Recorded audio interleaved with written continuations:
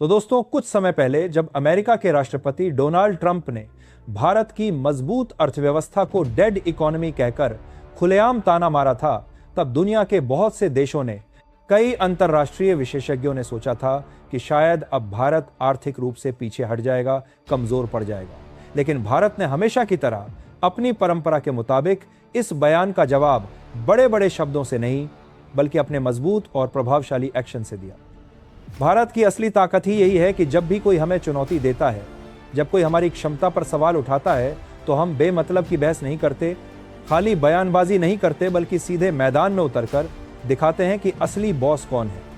और अब एक बार फिर हमारे देश के सेंट्रल बैंक यानी रिजर्व बैंक ऑफ इंडिया ने ऐसा साहसिक, ऐसा दूरदर्शी और ऐसा शक्तिशाली कदम उठाया है जिसने पूरे अंतर्राष्ट्रीय आर्थिक जगत को चौंका दिया है। तो आइए पूरी अपडेट को समझते हैं इस वीडियो में। लेकिन उससे पहले, अगर आप चाहते हैं कि भारत की आवाज पूरी दुनिया तक पहुंचे और हमारा देश हर क्षेत्र में आत्मनिर्भर बने, तो इस वीडियो को लाइक करें और सब्सक्राइब बटन दबाकर इस चैनल को सब्सक्राइब करें। दरअसल खबर यह है कि आरबीआई ने अपने विशाल विदेशी मुद्रा भंडार यानी फॉरेक्स रिजर्व्स में से अरबों डॉलर के अमेरिकी डॉलर को सोच समझकर बेच दिए हैं, यानी मार्केट में उतार दिए। सुनने में यह भले ही एक सामान्य आर्थिक प्रक्रिया लगती हो, लेकिन इसके पीछे छिपा हुआ संदेश बहुत बड़ा है, बेहद गहरा और दूरगामी है। इस एक बड़े कदम से न सिर्फ भारतीय रुपया मजबूत हुआ है, बल्कि यह अमेरिका और पूरी दुनिया को एक साफ, सीधा और अत्यंत मजबूत संकेत भी है कि अब भारत किसी के दबाव और मनमानी नहीं सहने वाला। देखिए दोस्तों, पिछले कुछ महीनों से लगातार भारतीय रुपया डॉलर के मुकाबले कमजोर हो रहा था। अंतर्राष्ट्रीय मार्केट में डॉलर की कीमत तेजी से बढ़ती जा रही थी और हमारे प्यारे रुपए पर लगातार धीरे धीरे दबाव बनता जा रहा था। ऐसे नाजुक समय में जब स्थिति गंभीर होती जा रही थी, तब आरबीआई ने एक बेहद स्मार्ट और साहसिक कदम उठाया और पिछले कुछ हफ्तों में उसने मार्केट में भारी मात्रा में डॉलर छोड़ दिए, यानी बेच दिए। इस रणनीति से डॉलर की सप्लाई बाजार में तेजी से बढ़ गई और उसकी कीमत अपने आप धीरे धीरे नीचे आने लगी। परिणाम यह हुआ कि हमारा रुपया मजबूत और स्थिर होने लगा और डॉलर कमजोर पड़ने लगा। लेटेस्ट आंकड़ों के अनुसार 6 अक्टूबर से लेकर 22 अक्टूबर तक का पूरा समय डॉलर लगातार गिरा है, जबकि हमारा रुपया धीरे धीरे मजबूती से ऊपर आया है। आरबीआई का यह बेहतरीन और दूरदर्शी कदम किसी एक असर तक सीमित नहीं है, इसके कई आयाम हैं। यह एक तीर से कई निशाने साधने जैसा है। न सिर्फ रुपए को स्थिरता मिली, मजबूती आई, बल्कि भारत ने यह भी सभी महाशक्तियों को साबित कर दिया कि उसकी आर्थिक स्थिति, उसकी इकोनॉमी अब इतनी ताकतवर और इतनी स्थिर है कि अमेरिका की किसी भी नीति या किसी भी तरह के दबाव से उसे कोई खतरा नहीं है।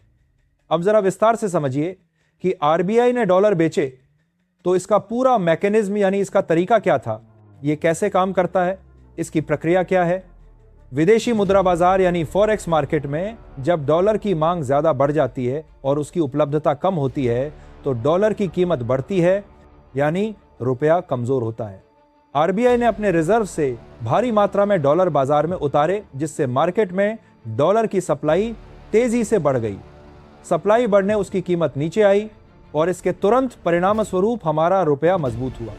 आसान और साफ शब्दों में कहें तो बाजार में डॉलर की जो कमी थी वो पूरी तरह से दूर हुई, इसलिए डॉलर गिरा और हमारा रुपया सस्ता होने की बजाय फिर से स्थिर और मजबूत दिखने लगा।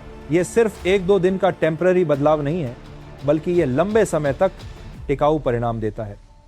जब आरबीआई जैसी प्रतिष्ठित और विश्वसनीय संस्था बड़ी मात्रा में हस्तक्षेप करती है, तो यह सिर्फ पैसा नहीं, बल्कि एक बहुत मजबूत और स्पष्ट सिग्नल भी भेजता है। एक घोषणा करता है कि हमारे रिजर्व्स पर्याप्त हैं, हमारे पास ताकत है और हम अपने देश के आर्थिक हितों को सुरक्षित रखने के लिए कोई भी कदम उठा सकते हैं। यही मजबूत और स्पष्ट सिग्नल निवेशकों को भरोसा देता है। विदेशी निवेशक कम डरते हैं और शॉर्ट टर्म स्पेकुलेशन का यानी अफवाहों का प्रेशर काफी हद तक कम होता है। इसलिए करेंसी का उतार चढ़ाव धीरे धीरे कम होता है और पूरे मार्केट की बेचैनी घटती है। अब महत्वपूर्ण बात यह है कि आरबीआई की इस सोचे समझे कदम का मेन इंपैक्ट क्या हुआ, क्या क्या बड़े फायदे हुए। तो इसके लिए हम आपको बता दें कि पहला और सबसे महत्वपूर्ण फायदा यह हुआ कि आयात लागत पर यानी इंपोर्ट कॉस्ट पर बेहतर कंट्रोल आया। जब रुपया कमजोर होता है तो आयात महंगा हो जाता है, यानी इंपोर्ट की कॉस्ट बढ़ जाती है। फिर चाहे तेल हो, पेट्रोल डीजल हो कच्चा तेल हो, फूड आइटम हो, खाने पीने का सामान हो, या फिर मशीनरी हो, इलेक्ट्रॉनिक्स हो, तकनीकी उपकरण हो, कंपोनेंट्स हो, जिन्हें हम विदेश से अपने देश में इंपोर्ट करते हैं। इन सब की कीमतों पर भारी दबाव आता है और महंगाई यानी कि इन्फ्लेशन तेजी से बढ़ सकती है। आम आदमी की जेब पर सीधा और गहरा असर पड़ता है, जबकि रुपया मजबूत और स्थिर होने से इन सभी चीजों की कीमतें नियंत्रित रहीं। दूसरा बड़ा फायदा यह है कि एक्सपोर्टर्स को यानी निर्यातकों को, जो लोग विदेशों में सामान बेचते हैं, उनको भी स्पष्ट और मजबूत सिग्नल मिला, क्योंकि स्थिर एक्सचेंज रेट से उन्हें अपने बिजनेस का अनुमान लगाना बहुत आसान होता है, यानी प्लानिंग करना सरल होता है और व्यापार की योजना बेहतर, ज्यादा मजबूत, ज्यादा टिकाऊ बनती है। तीसरे सबसे अहम फायदे की बात करें तो रुपए को दुनिया भर में स्वीकार्य बनाने के हमारे दीर्घकालिक प्रयासों को बहुत मजबूत शक्ति मिली। अगर हम लंबे समय तक एक्सचेंज रेट को संभाल कर रखें, स्थिर रखें, मजबूत रखें, तो विदेशी बाजारों में वैश्विक लेन देन में रुपए का स्वीकार्य स्तर बढ़ेगा, भरोसा बढ़ेगा, मान्यता मिलेगी।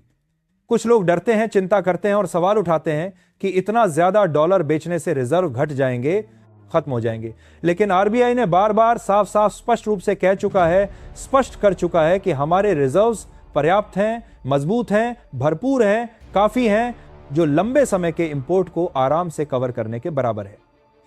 इसके साथ साथ रिजर्व का मैनेजमेंट यानी रिजर्व रखने का असली मकसद यही है कि जरूरत के समय, चुनौती के वक्त रिजर्व से हस्तक्षेप करके, उपयोग करके बाजार को स्थिर किया जाए। और यही भारत ने किया, यही आरबीआई ने बखूबी किया।